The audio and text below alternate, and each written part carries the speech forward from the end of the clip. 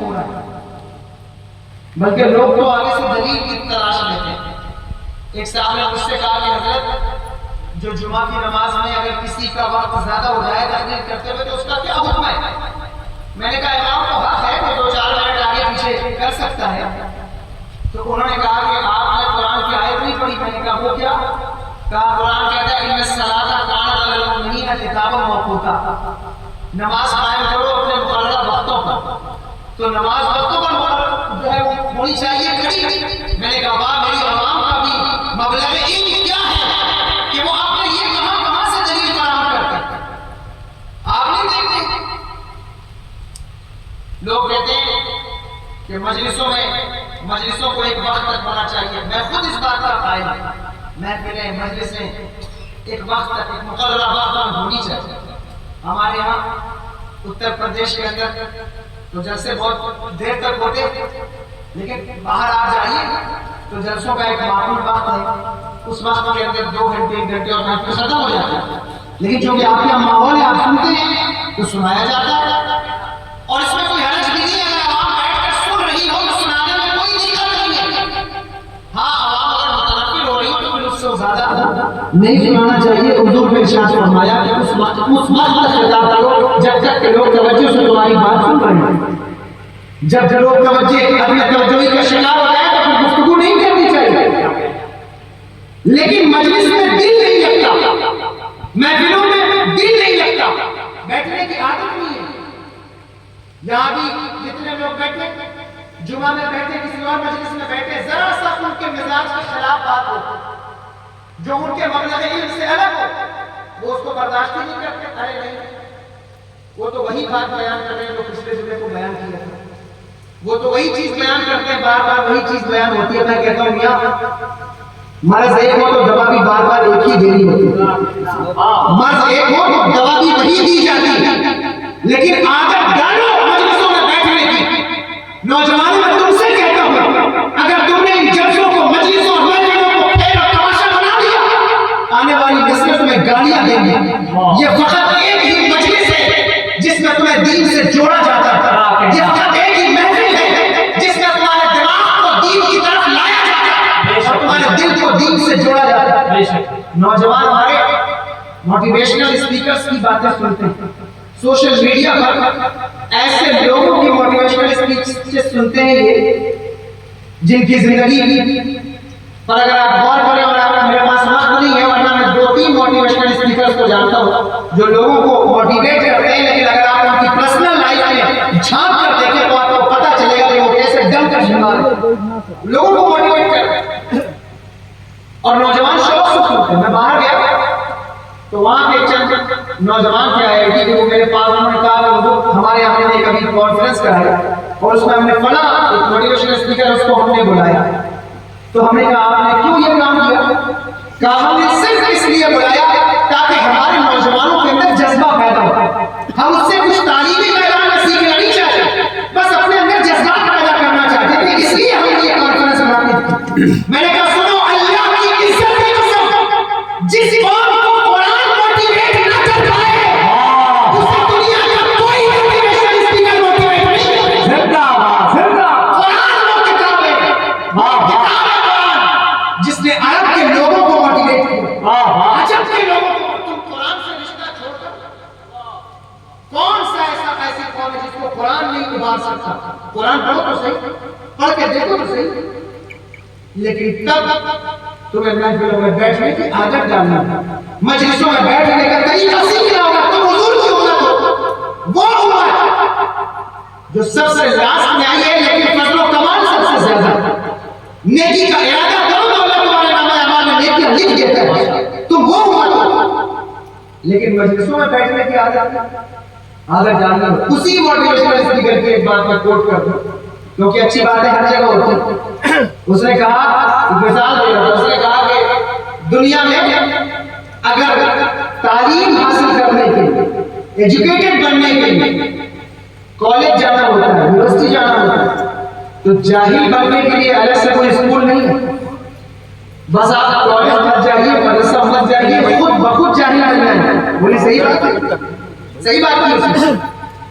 گاڑی کو چڑھان میں پیچھے لانے کے لیے بیریئر ڈالنے کی ضرورت نہیں ہے، بس ایکسیلیٹر لینا چھوڑیے، گاڑی خود بخود پیچھے آئے گی۔ اس کی بات سے میں نے یہ نقطہ اخذ کیا، میں نے کہا بالکل دنیا میں رہتے ہوئے اگر جنت میں جانا ہے تو جنت میں جانے کی محنت کرنی ہوتی ہے، جہنم میں جانے کے لیے کسی محنت کی ضرورت نہیں ہے، بس جنت میں جانے کی محنت چھوڑ دو، خود بخود جہنم میں خود بخود اسی طرح اچھی مجلسوں میں بیٹھنے کی عادت ڈالنی ہوتی، کیا کہنے، اچھی مجلسوں میں بیٹھنے کے لیے محنت کرنی ہوتی، بری مجلسوں میں بیٹھنے کے لیے محنت نہیں کرنی، بس اچھی مجلسوں کو چھوڑ دو، خود بخود بری محفلوں کا شکار ہو، چائے خانوں کی محفلیں، شراب کے اڈوں کی محفلیں، جوئے کی محفلیں، یہ تمہارا انتظار کر رہی ہے۔ جس دن تم مسجد سے نکل کر مسجد کی محفلوں سے بیزار ہو گئے، جس دن تم مصطفیٰ جان رحمت کی محفلوں سے بیزار ہو گئے، اس دن یہ محفل تمہارا انتظار کرتا ہے۔ لوگ فتوے لگاتے ہیں ربیع النور شریف کی محفل پر، لوگ فتوے لگاتے ہیں 11ویں کی محفل پر، لوگ فتوے لگاتے ہیں 12ویں کی محفل پر۔ میں حیران ہوتا ہوں ان لوگوں پر، میں کہتا ہوں اللہ کے بندوں خیال تو کرو، غور تو کرو، تم ایک کام نہیں کرتے ہو کہ لوگوں کو آئی ٹی کی محفلوں سے روکو، تمہارا ایک قدم نہیں ہے کہ تم لوگوں کو جو ہے وہ نئی موویز ریلیز ہوتی ہیں ان کے جو ہے ان کی محفلوں سے روکو، اور تم روکتے ہو تو حضور کی محفلوں سے روکو۔ تمہیں پتہ ہی محفلوں میں کیا ہوتا ہے؟ حضور مجاہد رحمت فرماتے علیہ رحمہ، یہ محفلیں وہ ہیں جس میں ہم عوام کا چہرہ حضور کی طرف کر دیتے ہیں، یہ وہ محفلیں ہیں جس میں عوام کا چہرہ ہم نبی کی طرف کرتے ہیں۔ کیوں کرتے ہیں نبی کی طرف؟ اس لیے کرتے ہیں کہ جب تک امت کا چہرہ نبی کی طرف ہوگا اور نبی کی توجہ امت کی طرف ہوگی، تب تک امت کبھی بھی جو ہے وہ بدحالی اور شرک کا عقیدے کی خرابی کا شکار نہیں ہوگی۔ جس دن تمہاری توجہ نبی سے ہٹ گئی، امان والا جھنڈا لگا گا، اس دن تم دین سے ہاتھ دھو گئے۔ دلیل دوں، حضرت موسیٰ علیہ السلام اللہ کے نبی جانتے ہیں آپ نبی جن کا ذکر میں کر رہا ہوں، 40 دن کا اعتکاف ہے، امت سے ساری توجہ ہٹا کر اللہ کی طرف کر دیا، حلوہ تورات کا نزول ہو رہا تھا، 40 دن کے بعد پڑھتے امت کی طرف توجہ نہ کی، 40 دن کے بعد پڑھتے تو امت شرک میں مبتلا تھا۔ بچڑے کو پوچھ رہی تھی، یعنی مجھے بتائیے پوچھ رہی تھی نا، اور وہ کون سی امت تھی؟ وہ کون سی امت جس نے فرعونیوں کو اپنی آنکھوں کے سامنے سمندر میں غرق ہوتے دیکھا؟ وہ امت جس نے پانی میں راستہ بنتے دیکھا اور خود کو گزرتے دیکھا؟ وہ امت جس نے فرعونیوں کے طرح طرح کے عذاب دیکھا؟ وہ امت جس کے لیے من و سلوہ نازل ہوتا تھا؟ وہ امت آپ مجھے بتائیں شرک میں مبتلا ہوئی کیوں؟ کیونکہ نبی نے توجہ ہٹایا۔ اگر آج آپ اپنی توجہ حضور سے ہٹا لیں اور اللہ نہ کرے خدا نہ کرے کہ حضور بھی اپنی توجہ ہٹا لیں تو کون ہے ہمارا پرسان حال؟ تیجے کی محفل، سوئم کی محفل، 40ویں کی محفل، 10ویں کی محفل، یہ ساری محفلیں کیوں ہیں؟ یہ صرف اس لیے ہیں تاکہ عوام کی امت کی توجہ نبی کی طرف ہو، اور جب عوام نبی کی طرف متوجہ ہوگی تو نبی کی توجہ بھی امت کی طرف ہوگی۔ یہ ہو نہیں سکتا کہ کوئی ان کو پکارے اور وہ آواز نہ دے، کوئی ان کو بلائے اور وہ مدد کے لیے نہ آئے۔ مہمان کہتے فریاد امتی جو ممکن نہیں کہ خیر بشر کو خبر نہ ہو، جب تک انہیں پکارتا ہے آپ کی توجہ ادھر ہونی چاہیے۔ لڑکیاں پاگل ہیں، کالجز کے دروازے کھلے ہوئے ہیں، مسلمانوں کی عزتیں نیلام ہو رہی ہیں، کیوں؟ کیوں؟ اس پر فتویٰ نہیں دیا جائے گا؟ فتوے ہیں نبی کی محفلوں پر، فتویٰ ہے نبی کی ماں پر، معاذ اللہ کہ وہ کافرہ تھی، معاذ اللہ رب العالمین تھی، فتویٰ ہے جاتی کی محفل پر، فتویٰ ہے میلاد مصطفیٰ پر۔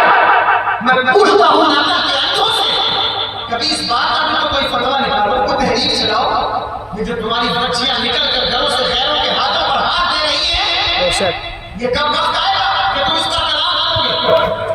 آج اگر تم نے امت پر نبی سے جوڑنے کی پوری کوشش کی ہوگی، آج تم نے اپنے بچوں کو نبی کا عشق اور پیار سکھایا ہوگا، تو میں گارنٹی سے تم سے کہتا ہوں اللہ اکبر، اگر تم نے اپنے بچوں کے دلوں میں عشق رسول ڈال دیا، وہ اپنی جان تو دے سکتے ہیں لیکن کسی